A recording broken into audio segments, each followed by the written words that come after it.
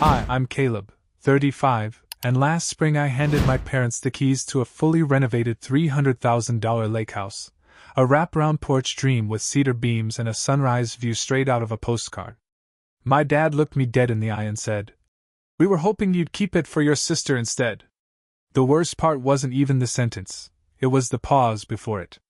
That small, loaded silence, like he was giving me time to be a good sport about it. Like this whole gesture, this gift I'd poured into for 9 months of blueprints, contractors, and busted knuckles, was just a placeholder. Something I'd hand over like a paper plate at a barbecue. Let me rewind. I'm a structural engineer. I don't make millions, but I make enough. And I've been quietly, deliberately rebuilding the relationship with my parents since my 20s, when I stopped being their difficult child and started being the one who remembered birthdays, picked them up from colonoscopies, and helped them install their Ring camera because technology is just too much. My sister, Sierra, was always the golden hour. Cheer captain, sorority legacy, pharmaceutical rep turned entrepreneur, who has yet to list a single taxable business but somehow flies to Cabo twice a year. You know the type. And somehow, even when she forgot Mother's Day or ghosted Christmas dinner, she was forgiven. I paid bills. She brought wine. Guess who got thanked more? So when my parents' 40th anniversary was coming up, I wanted to do something permanent. They talked about a Lakehouse retirement since I was in high school, someplace quiet but close enough to town where the air smelled like pine and grilled burgers. I found one. A rundown 70s cabin with good bones and terrible wallpaper. I bought it in cash from a retiring vet and spent every spare weekend gutting and rebuilding it with my own hands and some very patient subcontractors. I didn't tell them. I wanted it to be a surprise. A big, real, cinematic kind of thank you. The day I revealed it, I brought them up the driveway with their eyes closed. Mom was holding on to my elbow, laughing nervously. Dad kept asking, "Is it a car?" I said nothing. I just stopped in front of the porch, counted down from 3 and said, "Open your eyes." Mom gasped. She actually gasped like a movie scene. She walked up to the porch swing, tears already slipping down her cheeks. "Caleb, this is, oh my God." And for one breathless, perfect minute, I let myself believe I'd done it. I'd leveled the scale. I'd given them a future. A legacy. Then Dad stepped forward. And I swear to you, he didn't even look at the view. He just looked at me. Eyes narrowed like he was solving a Sudoku. "You bought this in your name?" he asked. I nodded. "Yeah, but it's for you too. For your retirement." Another pause. Then he said it. "We were hoping you'd keep it for your sister instead." My mom winced like it hadn't come out the way he meant. But he didn't take it back. He even added, "She's in a tough spot right now. Her lease is ending, and Kyle's been having job trouble again. They could really use this place." I just stood there, keys still warm in my hand, heartbeats suddenly louder than the lake lapping at the dock behind us. This wasn't a misunderstanding. This wasn't some slip of the tongue. This was a hierarchy. One where I built the house, and she got to live in it. The trust was finalized within the week. I named it the Cedar Line Trust, after the row of trees I'd planted along the back lot. There was something ceremonial about it, tying my name to something that couldn't be bent by guilt or stolen with a sob story. Meredith set it up so airtight even a bored Supreme Court clerk would struggle to crack it. I included stipulations: no subletting, no transfer, no co-ownership. The only 2 people besides me who could access the property were a local groundskeeper I'd hired and, grudgingly, cautiously, my parents, for limited, pre-approved stays.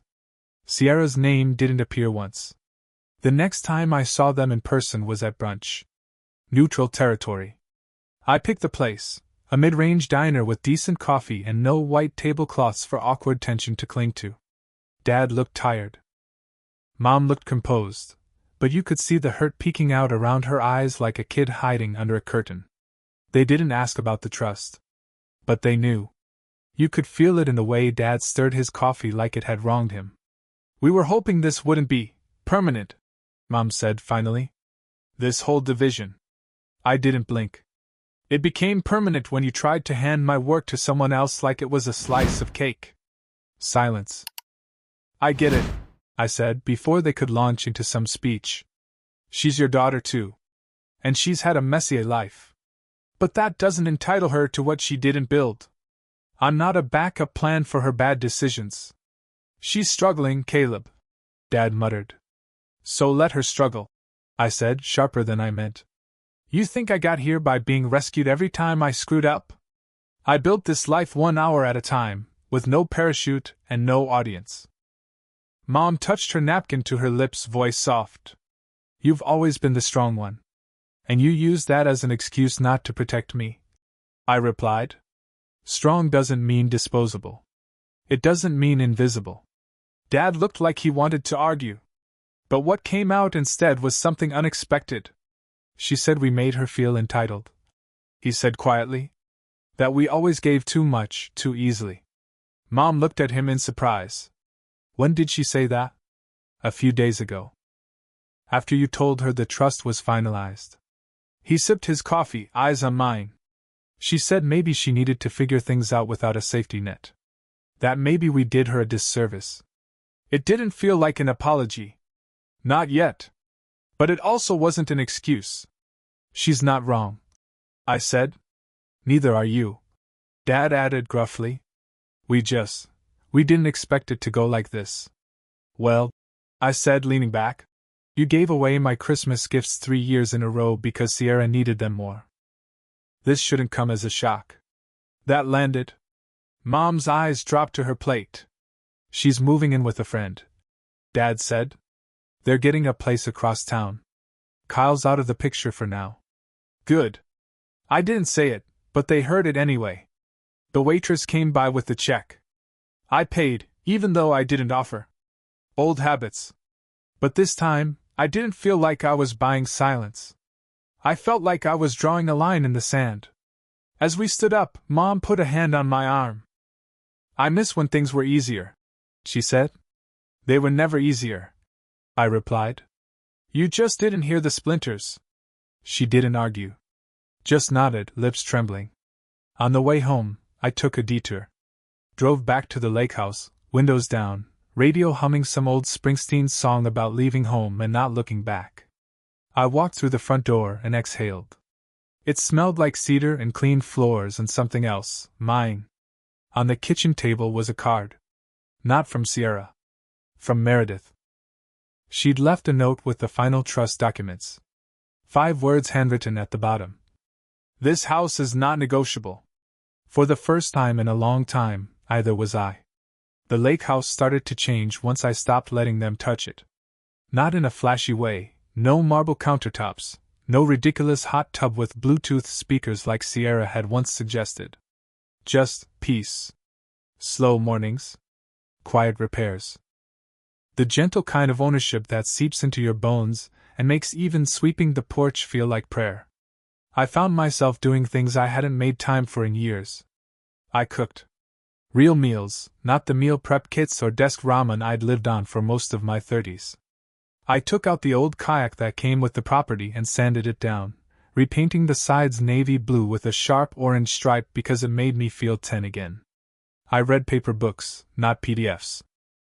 And sometimes I just sat, on the swing I'd bolted into the front beams myself, and watched the water change colors hour by hour. Then, about a month in, the letters started arriving. Not emails. Not texts. Actual letters. The first one was from Sierra. Caleb. I know I blew it. And not just with the house. I've been taking things for granted for years. You. Mom and Dad. Everyone. I don't expect you to forgive me, but I wanted to say thank you. For what you built. For standing up. I'm in therapy now. Real therapy. Not Instagram affirmation reposts. Kyle's gone. Probably for good. And that hurts in a way I didn't think it would. But it's honest hurt. I can work with that. I'm not asking for the house. I'm asking for a second chance to be a sister who doesn't just show up when she wants something. You don't have to write back. Just know that I'm trying. I read it twice. Once with suspicion. Then again with something like hope. I didn't reply. Not yet. But I didn't throw it away either. A week later, another letter. This one from Mom. Caleb. I'm sorry. Not the soft sorry I've used too often to smooth over cracks. A real one. We failed you in ways I see now only because you finally said no. You were always the calm in the storm, and we let that turn into silence. Your father hasn't stopped pacing since the trust paperwork arrived. Not out of anger. Out of regret. We're not asking you to change it. We're asking you to let us visit sometime. As guests. With permission. Because we know now, this house isn't just wood and paint. It's proof. Of everything you built that we didn't see. Until now. Love, Mom. This time, I cried. Not because they'd said what I wanted to hear, but because they finally understood what they hadn't. I called Meredith. Asked how hard it would be to draft a limited access clause, something that allowed them 1 weekend a month. No guests. No Sierra unless I said so. She laughed. Hard? Caleb, I've got a template titled Family Only, no freeloaders. It's my bestseller. We filed it that afternoon. That Friday, my parents visited. Brought groceries and a peach pie from the bakery Mom used to drag us to after church. They knocked. Didn't barge in. Didn't assume. They knocked. And for the first time in decades, I opened the door not as the underappreciated son, or the stable sibling, or the walking safety net. I opened the door as the one who decided where the boundaries lived. And they respected it. We ate dinner on the deck. Dad complimented the porch swing. Mom asked if I'd ever considered teaching woodworking. I laughed so hard I choked on my wine. And later, as they drove away, Dad leaned out the window and said, You did good, Caleb. You built something solid. I nodded. Finally. He tapped the roof of the car, like he used to when I was little. A signal. I love you, even if I don't always say it right. The lake was dark by the time I went back inside. But the house? It felt like daylight. The first time Sierra came to the Lakehouse, she didn't bring a suitcase. She brought a peach tree. It was awkward from the start. She parked on the edge of the driveway like she wasn't sure if she had the right to pull all the way in. Got out in old sneakers and a hoodie, holding a small potted sapling like an offering. I watched her from the porch, arms crossed, ready to fire off every preloaded speech I'd rehearsed for months, about entitlement, about manipulation, about how she made our family love her louder by draining them quietly. But she didn't come with a speech. She came with dirt under her fingernails and a strange sort of quiet in her eyes I didn't recognize. I didn't call, she said. I figured you might hang up. You figured right. She nodded. No sass. No deflection. Just a slow, embarrassed breath. I got a job, she added. Real job. Small office. Marketing assistant. I file a lot of things and refill the printer. It's humbling. I leaned on the porch rail. Sounds like honest work. It is. And I'm terrible at it, she said with a laugh that wasn't performative, just human. But I show up. On time. Every day. My therapist says that's a start. She lifted the sapling. I know it doesn't fix anything, she said. But I wanted to leave something that grows here. Something that isn't me. Just a tree. I stared at it for a long moment. Then pointed to the edge of the yard, near the swing where the sunlight lingers longest in the afternoon. There. That's where it'll get the most light. She blinked. You'll let me plant it? I'll dig the hole, I said. You plant it. We worked in silence. Not heavy silence, but the kind that lives in recovery. She didn't ask for a tour. Didn't angle for a glass of wine or a photo op. Just dug her hands into the earth and lowered the tree gently into the hole like it was fragile and sacred. Did you know, she said, pressing soil around the base, that peach trees take about 3 years before they really fruit? No, I said. They do, she smiled. Guess I should be patient. She stood, brushing dirt from her knees, and looked at me, not like the golden child, not like the sister with a habit of stealing attention and never saying sorry. Just Sierra. Messy. Trying. I'm not asking for the house, she said quietly. I know that's off the table. I miss my brother. I studied her face, waiting for the hook. The twist. The usual pivot. It didn't come. I nodded once. Then maybe show up as my sister next time. Not as someone expecting a spare key. She smiled again. This time, it reached her eyes. Fair. We didn't hug. That's never been our thing. But before she left, she turned back and said, If it ever grows fruit, save me one. If it grows fruit, I replied, you can come pick it yourself. The next day, I put a little wooden sign by the tree. Sierra's second chance. Do not water with guilt. When my parents came for their next weekend, Mom teared up when she saw it. Dad just smirked and said, Guess you're growing more than cedar now. I shrugged. We'll see if it takes. That night, we grilled steaks on the deck. No one mentioned the past. No one brought up Kyle, or therapy, or missed Christmases. We talked about tomatoes, and bad TV, and whether lake air was better for arthritis than the city. And when the sun dipped low, we watched it in silence. Not the uncomfortable kind. The kind that feels like healing. The first snowfall came early that year. Light, powdery, not enough to stick but just enough to make the Lakehouse look like it had been dusted in quiet.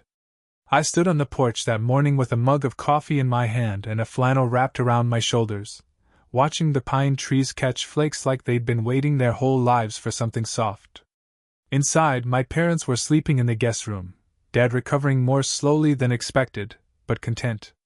Mom had turned the kitchen into her own version of a sanctuary.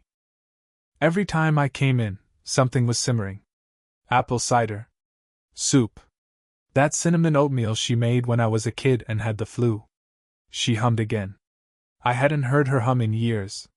They'd been staying with me for almost 4 weeks now, post-heart attack. What was supposed to be a week-long recovery had turned into something gentler, something that didn't feel temporary anymore. I hadn't said it out loud yet, but we all felt it. The Lakehouse had become something permanent. Not just in title or legal trust papers. In spirit. In rhythm. In how no one asked anymore whose name was on the deed. Sierra showed up again on a Saturday afternoon, unannounced but not unwelcome. She brought groceries, actual groceries, not just kombucha and cosmetic tea like before. Real food. Milk, bread, eggs. A lasagna she made herself. Just figured I'd stop by, she said, setting the bags down.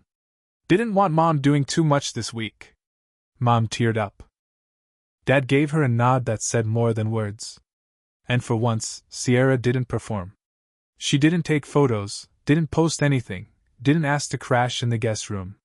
She stayed for dinner, washed every dish, and left with a quiet, "Thanks for letting me come by." When she was gone, Dad leaned back in his chair, exhaled deep, and muttered, "Didn't think I'd live to see her carry a trash bag." We laughed, because it was true, and because the air felt light in a way it hadn't in years. Later that week, I walked out back and found the little peach tree she'd planted. Still there. Still trying. I knelt beside it and cleared away some leaves, packed fresh mulch around the roots. A neighbor passing by on their morning walk called out, "That thing's not gonna make it through winter." "Maybe," I said. "But it's earned the right to try." I didn't realize until later how much that sentence applied to all of us. Especially me.